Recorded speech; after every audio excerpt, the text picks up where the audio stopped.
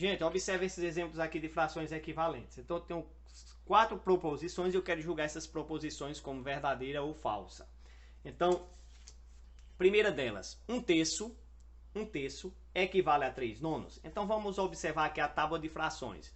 Então, observe, pessoal, eu tenho aqui um terço, olha só um terço. Eu tenho um inteiro, ó, um meio, certo? Que é eu pegar o inteiro e dividir em 2 partes. Um terço, eu pego esse inteiro e divido em 3 partes. Um quarto, eu pego o inteiro e divido em 4 partes, ok?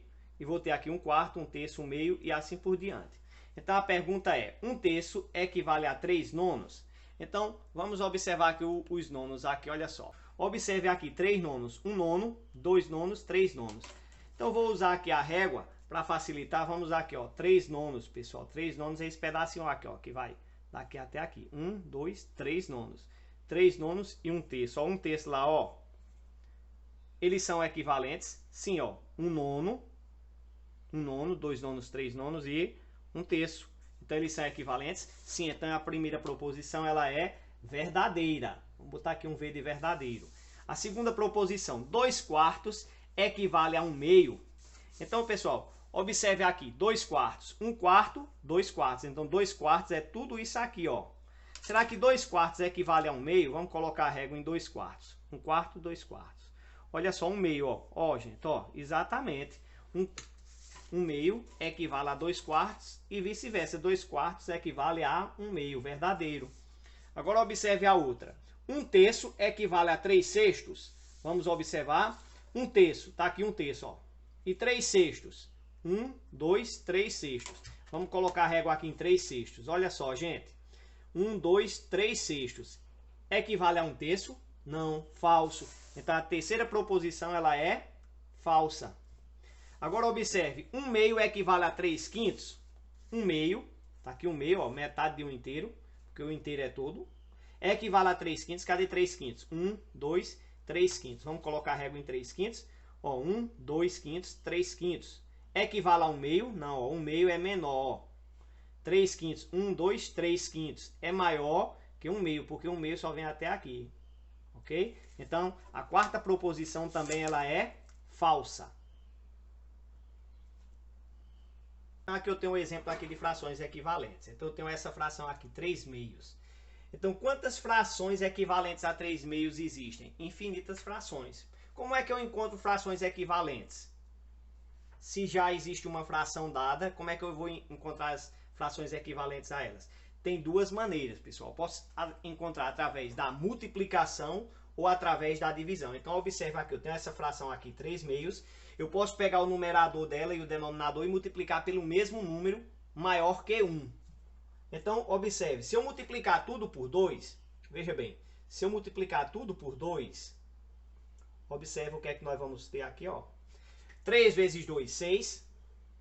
2 vezes 2, 4.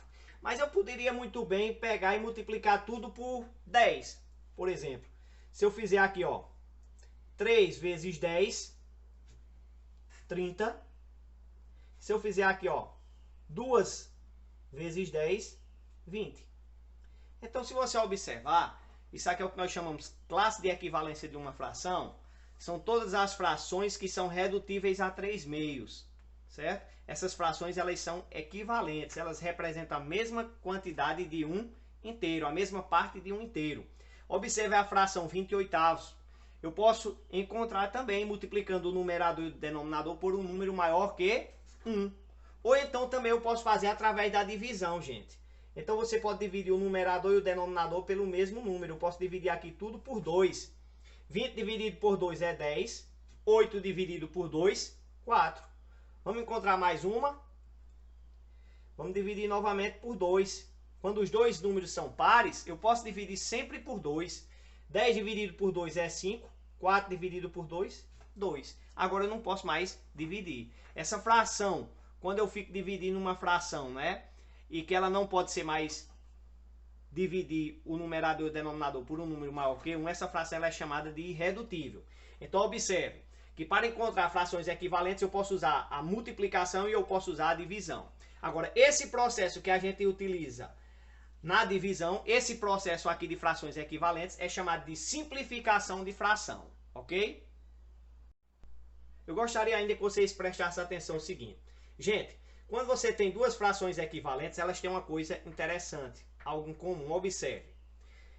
Se você multiplicar assim em forma de cruz, ó, 3 vezes 4, 12. 6 vezes 2, 12. Se você multiplicar o numerador de uma com o denominador de outra, vai dar o mesmo valor, ó. Sempre. Observa aqui, 3 vezes 20, 60. 2 vezes 30, 60. Observe, essas duas também são equivalentes.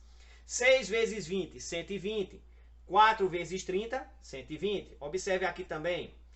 20 vezes 4, 80. 8 vezes 10, 80. 10 vezes 2, 20. 5 vezes 4, 20. 20 vezes 2, 40. 8 vezes 5, 40. Então, isso sempre vai acontecer com as frações equivalentes. Então, nessa questão aqui que eu mostrei para vocês, eu também poderia resolver dessa forma, gente. Olha só. 3 vezes 3, 9. 1 vezes 9, 9. Então, multiplicando das duas maneiras, deu 9. Então, é verdadeiro. Observe o segundo exemplo. 4 vezes 1, 4. 2 vezes 2, 4. Verdadeiro. Mais um exemplo. 6 vezes 1, 6. 3 vezes 3, 9. Falso. Por quê? De um lado deu 6 e do outro 9. 2 vezes 3, 6. 5 vezes 1, 5. Em um lado deu 5 e o outro deu 6. Falso também. Elas não são equivalentes. Gente, eu gostaria que vocês prestassem atenção a essas igualdades aqui. Essas frações, elas são equivalentes, porque elas são iguais. Ó. Essa fração aqui, o valor numérico dela é igual ao valor numérico dessa. Então, elas são equivalentes, porque elas representam a mesma parte de um inteiro. Então, veja só, pessoal. Aqui eu tenho x sobre 3 igual a 15 sobre 9. Eu quero descobrir o valor de x para que essas frações sejam equivalentes. Então, vamos lembrar da dica que eu dei para vocês? Eu disse que se a gente multiplicasse assim, ó, em forma de cruz, em forma de um x, certo? O produto é sempre o mesmo. O resultado da multiplicação é chamado de produto, será sempre o mesmo. Então, observe, 3 vezes 15 é 45. Então, quando eu multiplicar desse lado aqui, também tem que dar 45. Então, vai ser 9 vezes quem, pessoal, que dá 45? 9 vezes 5, que dá 45. Então, significa dizer que o número que fica no lugar do x é 5. Então, nesse caso, eu tenho x igual a 5. Observe mais esse exemplo. 3 vezes 7, 21. Então, vai ser 21 vezes quem que vai dar 21? Porque esse lado deu 21. Gente, 1. Y vale 1, porque se aqui dá 21, essa multiplicação 3 vezes 7, ou 7 vezes 3, vai ser 21 vezes quem? 1. 21 vezes 1, 21, porque tem que dar 21 dos dois lados. Observe mais esse exemplo. 36 vezes 1, 36. Então, aqui vai ser 18 vezes quem?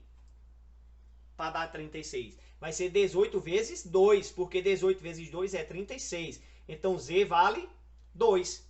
Observe, 8 vezes 25 é 200. Então, aqui vai ser 100 vezes quanto para dar 200? 100 vezes 2. Então, o valor de W também é 2.